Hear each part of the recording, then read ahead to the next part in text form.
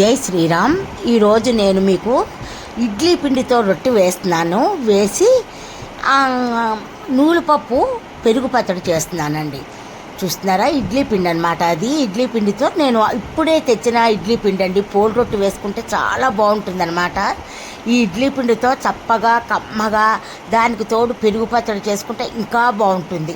ఈ నూలుపప్పు పెరుగు పచ్చడి అన్నంలోకి బాగుంటుంది, ఇడ్లీలోకి బాగుంటుంది, మినపట్లలోకి బాగుంటుంది, అన్నిట్లోకి కూడా బాగుంటుందండి. ఈసారి మీరు చేసి చూడండి. ఇలాగ మినపరొట్టె వేసి దాని మీద జీలకర్ర జల్లితే ఆహా అనాల్సిందే.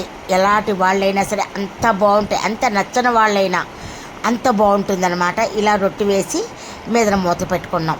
ఇప్పుడు మనం పచ్చడికి పోపు పెట్టుకుందాం. ఎండుమిరపకాయలు, ఆవాలు, మెంతులు కొంచెం ఎక్కువ వేసుకోవాలన్నమాట. ఆయిల్ వేసి పెట్టాను కదా, దాంట్లో ఆవాలు, మెంతులు, ఎండుమిరపకాయలు వేసేసాను.